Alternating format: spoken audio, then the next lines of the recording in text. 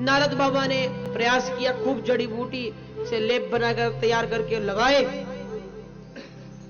कुछ नहीं हुआ। हाथ पकड़ा, कान में कहते ज्ञान वैराग्य उठो, तब भी नहीं उठते हैं। तो वेद का पाठ करना आरंभ कर दिया, श्रीमद् भगवद गीता जी का पाठ किया। थोड़ी तो चेतना आई, लेकिन फिर से मूर्छित हो गए। वेद वेदांत घोषैश्च गीता पाठैर मुहुर्मुहुः, फिर बेचारे मूर्छित हो गए। अब नारद जी सोचने लगे, अरे मैंने इन सब का पाठ कर लिया, इतना सब कुछ कर लिया, ये तब भी नहीं जागे, आखिर इनको मैं कैसे जगाऊं? इनकी मूर्छा का कारण क्या है?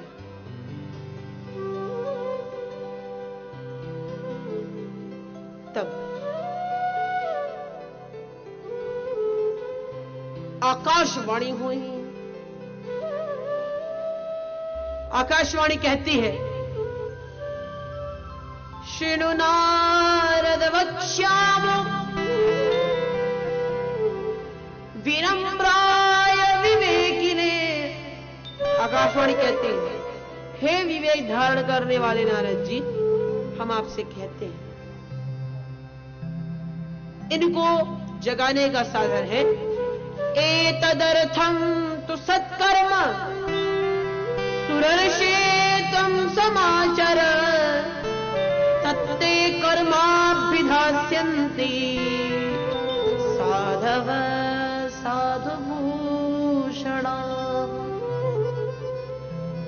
इन हरि को, जो ये ज्ञान वैराग्य है, जो सुषुप्त पड़े हैं, सोए हुए हैं, इनको जगाने के लिए आप सत्कर्म कीजिए। नारद जी ने पूछा, भैया अब तक क्या हम कुकर्म कर रहे थे जो कह रहे हो सत्कर्म कीजिए? ये वेद का पाठ कर रहे हैं, गीता जी पढ़कर सुना दिए कि सत्कर्म नहीं थी। अब आप ही बताओ भैया, सत्कर्म क्या होता है? तो इन्होंने कहा कि सत्कर्म क्या चीज है हम नहीं बताएंगे, संतों से जाकर पूछिए। नारद जी बेचारे अपना माथा पकड़कर बैठ गए, लो भैया कर लो बात। ना दवाई का नाम बताया और ना डॉक्टर का नाम बताया। वो दवाई का नाम बताते तो किसी से भी जाकर पूछ सकते थे कौन सी दवाई है, कब खानी है, कितने समय खिलानी है। अब यदि डॉक्टर का नाम बताते तो हम आराम से उनसे पूछ भी सकते थे क्या चीज है क्या नहीं। दवाई के नाम पर कह दिया सत्कर्म करो, डॉक्टर के नाम पर कह दिया उनसे पूछो।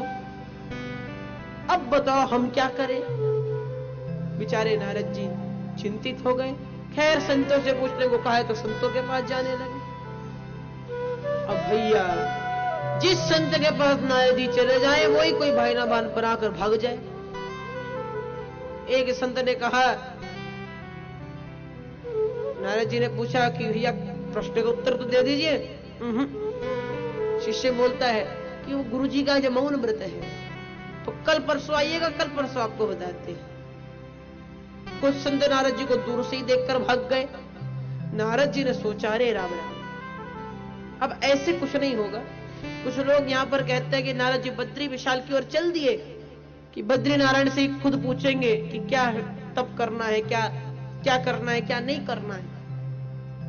लेकिन वास्तव में यहाँ पर श्रीमद् भागवत महापुराण के अनुसार ततश्चिंतातुरः सोऽथ बद्री वनमागतम् तपश्चरामि चात्रेति तदर्थं कृतनिश्चय। बद्री वनम आगतम, बद्री नारायण के धाम में आए कि भैया बद्रीनाथ में जाकर ही तप करेंगे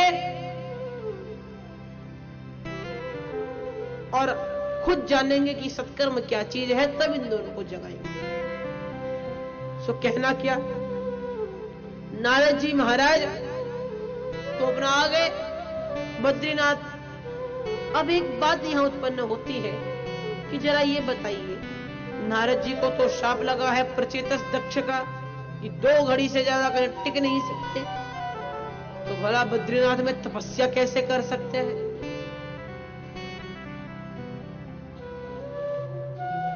तब संत कहते हैं कि जब नारद जी को शाप लगा कि वो 2 घड़ी से ज्यादा कहीं टिक नहीं सकते, तो वो बेचारे रोते रोते बद्रीनाथ आए।